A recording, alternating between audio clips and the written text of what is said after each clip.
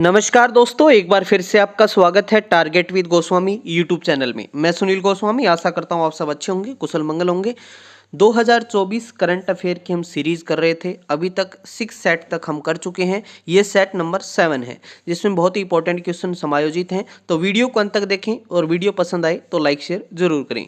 इसकी पीडीएफ आपको टेलीग्राम पे मिल जाएगी। टेलीग्राम का लिंक डिस्क्रिप्शन में है। तो चलिए शुरू करते हैं। पहला क्वेश्चन है, भारत के किस राज्य में दुनिया की पहली मेलेनिस्टिक टाइगर सफारी स्थापित की जाएगी? तो ये जो मेलेनिस्टिक टाइगर सफारी है ये मयूरभंज ओडिशा के अंदर स्थापित की जाएगी। ओडिशा जहाँ के सीएम हैं नवीन पटनायक। बात करें जो ये मेलेनिस्टिक टाइगर सफारी है, ये जो यहाँ पर जो मेलेनिस्टिक है ये टाइगर की हम बात करें, जो बंगाल टाइगर होता है उसकी ही एक दुर्लभ प्रकार से है। इसको ब्लैक टाइगर भी कहा जाता है। तो मयूरभंज ओडिशा में यहाँ इनको रखने के लिए एक टाइगर सफारी बनाई जाएगी। क्लियर है। चलिए नेक्स्ट है, हम बात करते हैं सुभाष चंद्र बोस आपदा प्रबंधन पुरस्कार 2024 किसे प्रदान किया गया है? तो ये 60 पैरासूट फील्ड हॉस्पिटल है उत्तर प्रदेश के अंदर। उत्तर प्रदेश के सीएम है योगी आदित्यनाथ। और यहाँ पर जो हम बात करें, जो 60 पैरासूट फील्ड हॉस्पिटल है इसको सुभाष चंद्र बोस आपदा प्रबंधन पुरस्कार 2024 से प्रदान किया गया है। नेक्स्ट हम बात करते हैं, इंडिया ओपन बैडमिंटन 2024 में महिला एकल का खिताब किसने जीता है? तो ये ताई तजू यिंग हैं, ताइवान की खिलाड़ी हैं। इन्होंने ये महिला एकल का खिताब जीता है। यहाँ पर यदि आपसे ये पूछ लिया जाए कि इसी के अंदर आपसे ये भी पूछा जा सकता है कि जो पुरुष का जो खिताब है ये किसने जीता है?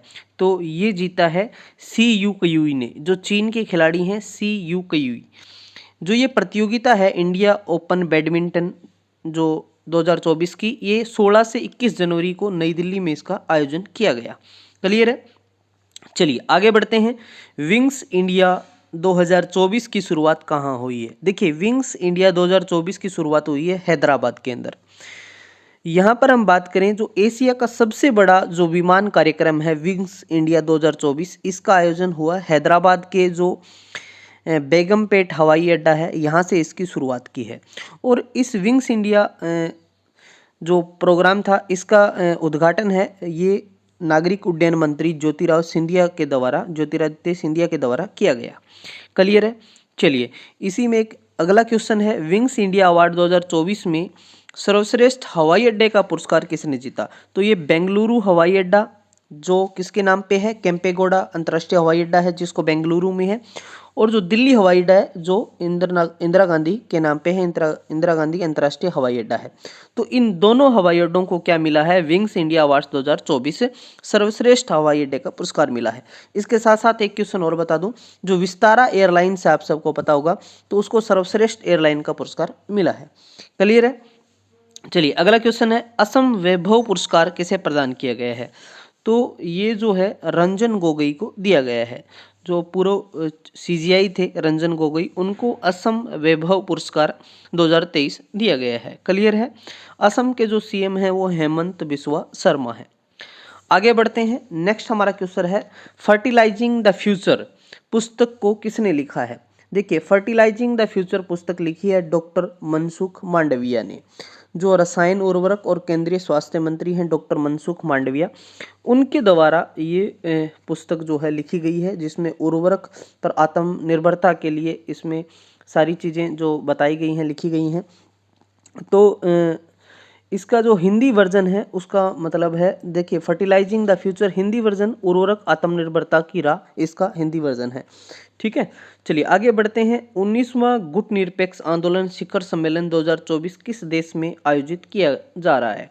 तो इसका आयोजन युगांडा के अंदर जो कंपाला है, कंपाला में 19 जनवरी को इसका आयोजन हुआ। और भारत की तरफ से 2 प्रतिनिधि थे, वो थे डॉक्टर एस जयशंकर।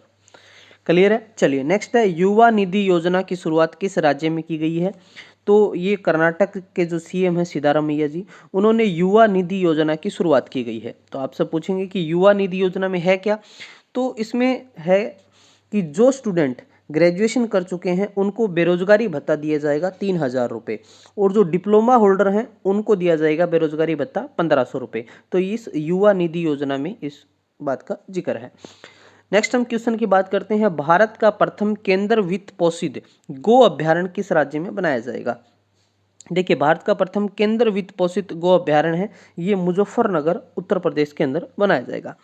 क्लियर है, समझ आ गया आपको, कहाँ पे बनाया जाएगा, उत्तर प्रदेश के अंदर। और जो सेंट्रल गवर्नमेंट है, सेंट्रल गवर्नमेंट की तरफ से भी इसमें जो है योगदान दिया गया है। क्लियर है, समझ आ गया आपको। जो गो अभ्यारण्य है, केंद्र सरकार इसमें 65 करोड़ रुपए का अनुदान करेगी, और ये किस योजना के तहत, राष्ट्रीय गोकुल मिशन योजना के तहत केंद्र सरकार 65 करोड़ रुपए का अनुदान दे रही है गो अभ्यारण्य के लिए, मुजफ्फरनगर उत्तर प्रदेश। जनवरी 2024 में चंद्रमा की सतह पर सफलतापूर्वक सॉफ्ट लैंडिंग करने वाला दुनिया का 5वां देश कौन सा बना है। तो आप सब जानते हैं, अमेरिका पहले पे आता है, फिर सोवियत संघ जो रसिया हम बात करें, फिर चाइना, फिर भारत, और 5वां देश कौन सा हो गया आपका, जापान हो गया। ठीक है, जापान ने जो मून मिशन था, जो SLIM, जो smart lander for investigating moon mission था इनका, तो इन्होंने सॉफ्ट लैंडिंग कर ली है सफलतापूर्वक। ठीक है, तो ये 5वां देश बना है। फोर्ब्स 2023 की जो लिस्ट आई है, रिपोर्ट आई है, उसके अनुसार जो गोल्ड है, स्वर्ण का जो भंडार है, गोल्ड का जो भंडार है, उसके मामले में भारत किस स्थान पे है। तो भारत इस लिस्ट में आता है 9वें स्थान पे। ठीक है, भारत कौन से स्थान पे आता है, 9वें स्थान पे।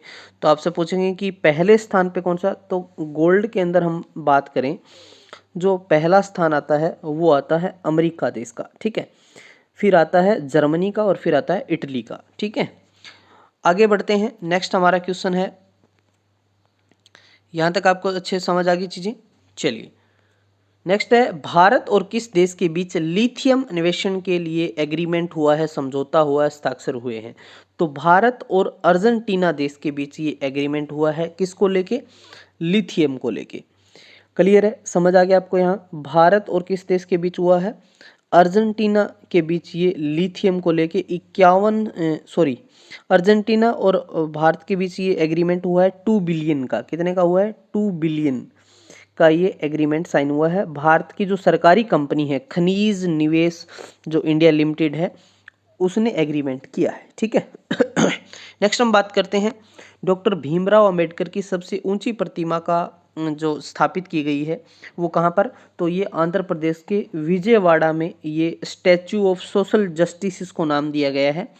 जो डॉक्टर भीमराव अंबेडकर जो संविधान निर्माता हैं, इनकी प्रतिमा निर्माण किया गया है, 206 फीट इसकी ऊंचाई है। ठीक है, नेक्स्ट हम बात करते हैं, कैपिटल फूड्स कंपनी की 100% हिस्सेदारी है, वो किस कंपनी ने खरीद ली है। तो ये टाटा कंज्यूमर प्रोडक्ट्स कंपनी ने जो है 5100 करोड़ रुपए में, 5100 करोड़ रुपए में ये इस कंपनी के 100% हिस्सेदारी खरीद ली है। ठीक है, कैपिटल फूड्स जो चिंग्स नूडल्स बनाती है, तो ये कैपिटल फूड कंपनी को 100% हिस्सेदारी टाटा कंज्यूमर प्रोडक्ट्स ने 5100 करोड़ रुपए में ली है। ठीक है, चलिए नेक्स्ट हम बात करते हैं, पराक्रम दिवस 2024 जो सुभाष चंद्र बोस की 127वीं जयंती कब मनाई गई थी, जिसको पराक्रम दिवस के रूप में मनाते हैं हम 23 जनवरी को। ठीक है, या क्वेश्चन ऐसे भी पूछा जा सकता है कि 23 जनवरी को सुभाष चंद्र बोस की 127वीं जयंती किस रूप में मनाई गई, तो पराक्रम दिवस के रूप में मनाई गई। ठीक है, 6 बार भारतीय गणतंत्र दिवस परेड जो 26 जनवरी में विदेशी मेहमान बनने वाला एकमात्र देश कौन सा बना है,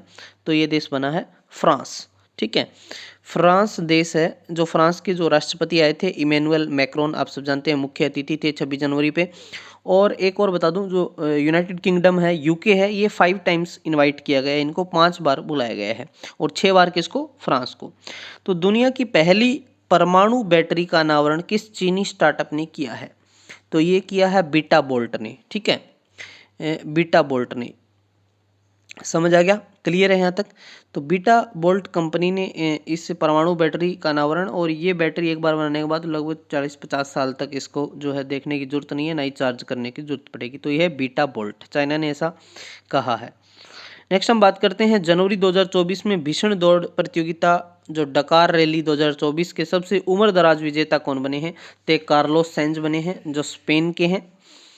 नेक्स्ट क्वेश्चन है, संयुक्त राष्ट्र महासभा जो UNGA है, जो 1945 में बनी थी, UNGA के 78वें अधिवेशन के अध्यक्ष 5 दिवसीय भारत यात्रा पर आए हैं, और इनका नाम क्या है, तो इनका नाम है डेनिस फ्रांसीसी।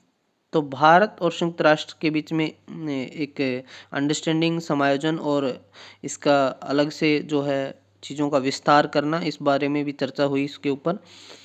तो यूएनजी की स्थापना आपसे पूछ रहे हैं तो 1945 में 1945 में इसकी स्थापना हुई है। डेनिस फ्रांसीसी आए थे 5 दिवसीय दौरे पे। तो ये थे मोस्ट इम्पोर्टेंट क्वेश्चन। तो ये पार्ट सेट नंबर 7 था। ऐसे वीडियोस के लिए आप चैनल को सब्सक्राइब जरूर करें और वीडियो अच्छा लगा हो तो अपने दोस्तों के साथ भी इसको शेयर करें। पीडीएफ के लिए आप टेलीग्राम का लिंक डिस्क्रिप्शन में है, टेलीग्राम को ज्वाइन करें। और वीडियो कैसा लगा आप एक प्यारा सा कमेंट जरूर करें। मिलते हैं नेक्स्ट वीडियो में, तब तक के लिए धन्यवाद। जय हिंद, जय भारत।